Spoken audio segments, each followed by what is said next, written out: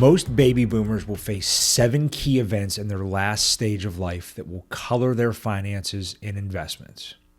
Prepare for these events by thinking about them now.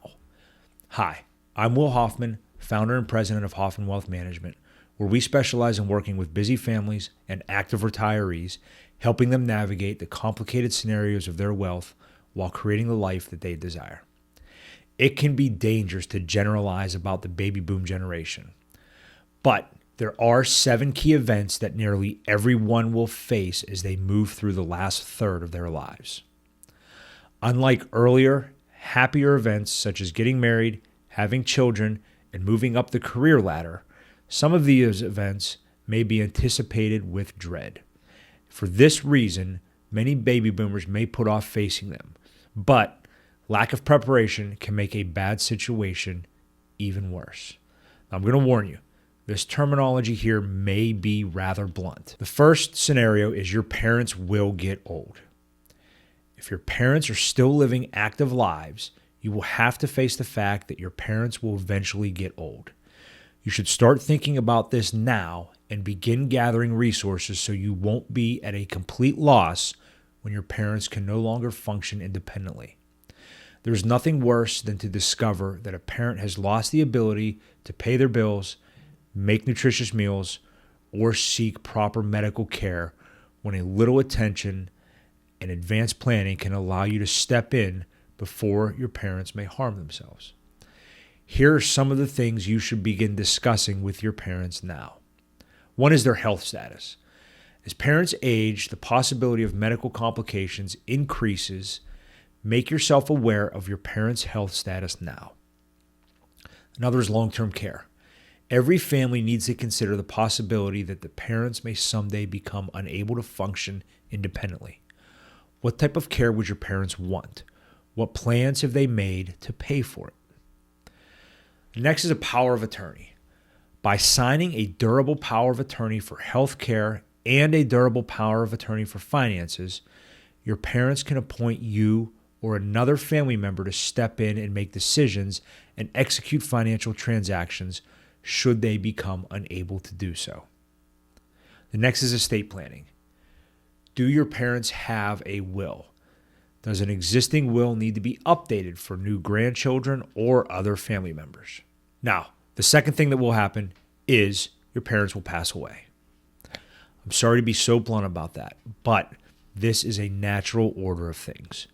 You will face both emotional and financial issues when your parents pass away. As far as financial matters go, this is what you will face. The estate must be settled. If you've never experienced a death in the immediate family, you may not realize that there are many key steps involved in settling an estate. Knowing about these ahead of time will help prepare you for your responsibilities. Inherited assets must be managed. Financial institutions across the nation are just waiting to swoop down on boomers who will be receiving some trillions in inherited wealth.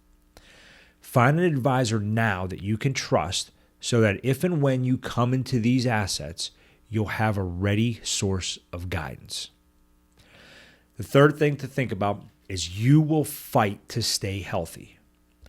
Boomers are starting to come to terms with aging, but serious illness is still largely unexplored territory for most of them. More and more boomers will be paying attention to their health, either working hard to stay healthy or managing chronic illnesses. Here's a glimpse of what lies ahead. Navigating the healthcare system. Boomers who have been healthy all of their lives will be in for a shock if they encounter insurance deductibles, copays, and denied claims resulting from inadequate insurance and lack of preparation for expenses they thought would be fully covered. Another thing to watch out for are high out-of-pocket costs. Even with private health insurance and or Medicare, many boomers will find themselves paying out-of-pocket healthcare expenses. These may include premiums for Medicare Part B, which covers outpatient care, and Medicare Part D, which covers prescription drugs, as well as the cost of alternative treatments and other private pay services for boomers who want the very best in healthcare. The fourth thing is you will reach retirement age. Whether or not you ever plan to retire in the traditional sense of the word, and many studies have shown that you won't, a vast majority of boomers will reach traditional retirement age. This is the age at which you may take advantage of certain tax benefits and entitlement programs developed under the traditional retirement system. Boomers who aren't thinking about retirement as such will still want to take advantage of them. Social Security and full retirement age is the age at which full Social Security benefits may begin. For baby boomers born between 1943 and 1954, full retirement age is 66. You can apply for Social Security anytime between age 62 and 70. Get some help deciding when is the best time for you to file. Now, when it comes to Medicare, to avoid a 10% penalty on Part B premiums, you'll need to apply for Medicare at age 65 unless you are covered by a health plan at work. You'll want to go to medicare.gov for more information on Medicare. There will be tax issues. The IRS calls people age 65 and older the elderly. Boomers are not likely to identify with this term. But if you can admit to turning 65, you can claim an extra standard deduction for the elderly and or blind. You'll want to see IRS Publication 554, Tax Guide for Seniors, for more tax issues that will come up as you age. Now, the fifth thing to be concerned about is you will need to manage multiple sources of income. Even baby boomers who say they'll never retire will likely have multiple sources of income that will need to be managed. These will include the following. You will have self-employment income. And boomers that leave their primary careers to do consulting or freelance work will need to ensure that this new form of income is adequate to meet their needs and that they make estimated tax payments as necessary. They will also need to consider how their earnings will affect their Social Security benefits. You're also going to have IRA distributions. Now, whether you start these early under a program of substantially equal periodic payments or wait until you're forced to take required minimum distributions at 73, you will need advice and counsel on how to plan out your IRA withdrawals over your remaining life. You could have investment income. If you're used to receiving regular paychecks from an employer, you'll need to shift your mindset towards paying yourself.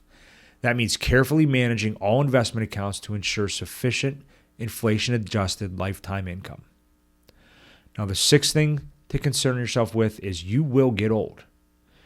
Boomers can barely imagine it now, but like their parents, boomers themselves will get old someday. And they and their children will face the same issues you faced when your parents were getting old. What types of assisted living arrangements will you want to consider? How will you pay for it?